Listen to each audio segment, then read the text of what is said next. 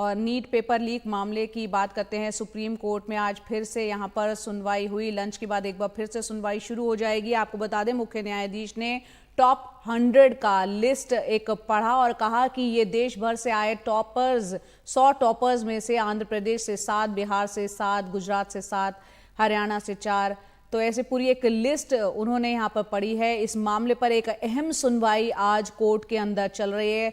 24 लाख छात्रों का भविष्य जो है ये सुप्रीम कोर्ट के फैसले पर निर्भर करता है। तमाम पक्षों ने अपने जवाब दाखिल कर दिए हैं, दलीलें दी गई हैं, हलफनामा दाखिल किया गया है जिसमें कि नीट पेपर लीक मामले में चाहे एनटीए हो, चाहे याचिकाकर्ता हो या फिर केंद्र सरकार, और वहीं दूसरी तरफ से सीबीआई की तरफ से भी एक सेकेंड स्टेटस रिपोर्ट भी दाखिल कोर्ट में कर दी गई है। कुछ देर में हमारे सहयोगी रवीश रंजन शुक्ला जो कि सुप्रीम कोर्ट में ही मौजूद है, साथ ही आशीष भार्गव भी वहां पर मौजूद हैं। क्या कुछ हुआ है, क्या क्या दलीलें यहां पर आज सुप्रीम कोर्ट में दी गई हैं तमाम पक्षों की तरफ से, उनसे हम जानने की कोशिश करेंगे। तो एक बेहद अहम सुनवाई आज सुप्रीम कोर्ट में चल रही है। आपको बता दें कि याचिकाकर्ताओं ने सुप्रीम कोर्ट में केंद्र और एनटीए ने जो हलफनामा दाखिल किया था उस पर भी सवाल खड़े किए थे।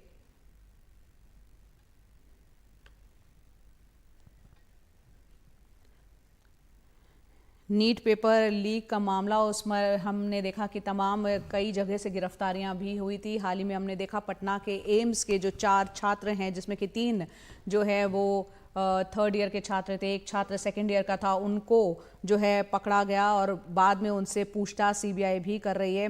तमाम पहलुओं पर रोशनी डालने के लिए रवीश रंजन शुक्ला हमारे सहयोगी हमारे साथ जुड़ गए हैं। रवीश, लंच के बाद एक बार फिर से सुनवाई होनी है। अभी तक की सुनवाई में तमाम पक्षों ने क्या क्या कहा और क्या हुआ अभी तक सुप्रीम कोर्ट में इस मामले पर?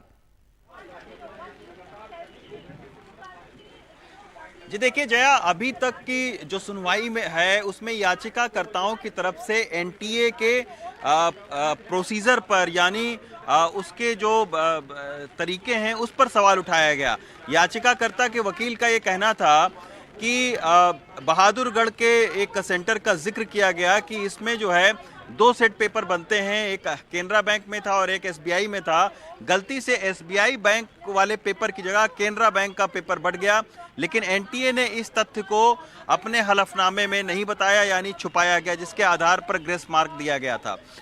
इसके बाद में याचिकाकर्ता की तरफ से ये कहा गया कि जो एक आईआईटी मद्रास की रिपोर्ट का जिक्र हुआ है और जिसके जरिए एनटीए का ये कहना है कि कोई लीक नहीं हुआ है, सब कुछ ठीक है, उस रिपोर्ट पर याचिकाकर्ता के वकील ने सवाल उठाए हैं। उनका ये कहना है कि जो पाइथन का जो सॉफ्टवेयर यूज किया गया है वो पूरे 23 लाख छात्रों के ऊपर यूज किया गया है, इसकी वजह से जो कर्व है वो घंटी की शक्ल में आई है, जबकि होना ये चाहिए कि वो जो सफल हुए 1,08,000 जो छात्र हैं उनके आधार पर जो है वो पाइथन सॉफ्टवेयर में उनका आकलन करना चाहिए। तीसरी बात उठाई गई कि एनटीए ने इस तथ्य को छुपाया कि जब ये पूछा गया कि भाई इस बार जो है वो टॉपर की तादाद में तकरीबन 3000% की बढ़ोतरी हो गई, यानी बहुत ज्यादा तादाद में जो टॉपर आए, या 700 से लेकर 720 जो नंबर पाए गए, 710 से 720, वो तकरीबन इस बार 2500 के आसपास में छात्र पाए गए, जबकि आमतौर पर 3-4 सालों का जो आंकड़ा है वो मुश्किल से 2 दर्जन छात्रों का ही है। तो ऐसे में जब पूछा गया कि भाई इतना क्यों हाइक कर गया जो टॉपर हैं, तो एनटीए का ये कहना था कि इस बार सिलेबस को घटाया गया, जबकि याचिकाकर्ता के वकील ने ये कहा कि सिलेबस को सिर्फ घटाया ही नहीं गया है, कुछ सिलेबस को ऐड किया गया था, उसको एनटीए ने उसकी जानकारी जो है वो अपने स्टेटस रिपोर्ट में नहीं दी। उन्होंने एक जिक्र भी किया कि आईआईटी जो जी का जो परीक्षा होती है उसमें भी इस बार सिलेबस घटाया गया था, लेकिन इतनी तादाद में वहां पर टॉपर नहीं आए। चौथी बात ये कही गई कि जिस तरीके से बार बार ये एनटीए का कहना है कि इसमें कोई प्रोसीजर हमारी ठीक थी, उन्होंने ये कहा कि तमाम सारी जो जानकारियां हैं, जो 100 टॉप के 100 छात्र हैं उनके सेंटर, उनके शहर को बताया जाए, जबकि केवल 17 छात्रों की बात को बताया गया एनटीए की तरफ से। तो ऐसे कई सारे सवाल हैं जो याचिकाकर्ता के वकील हैं वो प्रोसीजर पर सवाल उठा रहे हैं एनटीए के। हालांकि एनटीए का बार बार ये कहना है कि जो लीक है वो उस तरीके से नहीं हुई है कि उसमें तमाम सारे जो छात्र हैं प्रभावित हुए हैं। सीजीआई ने एक और महत्वपूर्ण बात ये कही है कि जो 1,08,000 जो छात्र चयन हुए हैं, हाँ। उन छात्रों के साथ में भी किसी तरीके का कोई उनको नुकसान ना हो, इसको भी देखना पड़ेगा। हालांकि पहले ही सुप्रीम कोर्ट ने यह भी कहा था कि कहीं ना कहीं जो एनटीए की जो एनटीए का जो ये परीक्षा हुई है नीट की, उसकी पवित्रता भंग हुई है।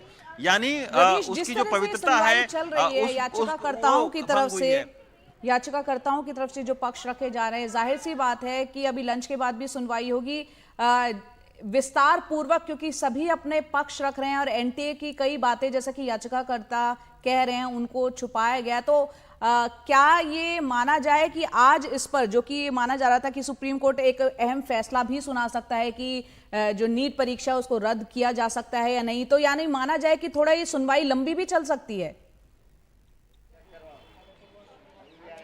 बिल्कुल लंबी चलेगी जया, क्योंकि अभी सीबीआई का भी पक्ष आएगा कि अभी तक की जांच में क्या क्या कुछ मिला है। अब एक नई बात जो है वो सुप्रीम कोर्ट ने पूछा है, उन्होंने ये भी पूछा है कि जो 1,08,000 में से कितने छात्रों ने अपने शहर को बदला है, इस बात के डेटा की भी जो है उनको दिखाया जाए। तो अब एक नए सिरे से कुछ और जानकारी जो है वो ये मांगी गई है, क्योंकि याचिकाकर्ता बार बार बहादुरगढ़ और झज्जर के सेंटर का जिक्र कर रहे थे, गोधरा के सेंटर का जिक्र आ रहा था जहां पर सवाल उठाए गए, और साथ में ये भी कहा गया है कि एनटीए ने ये बताया कि 15,000 जो नए आवेदन पात्र हैं उन्होंने केंद्र बदला है। लेकिन अब सीजीआई ने ये मांगा है कि 1,08,000 में कितने ऐसे छात्र हैं जिन्होंने अपने शहर बदले हैं, यानी अपने शहर में परीक्षा देने के बजाय दूसरे शहर में परीक्षा दिया है। छात्रों की संख्या कितनी है 1,08,000 में से? तमाम अहम बिंदुओं पर आपने रोशनी डाली, क्योंकि अब लंच के बाद एक बार फिर सुनवाई होगी। आपका रुख दोबारा हम करेंगे। रवीश, बहुत बहुत शुक्रिया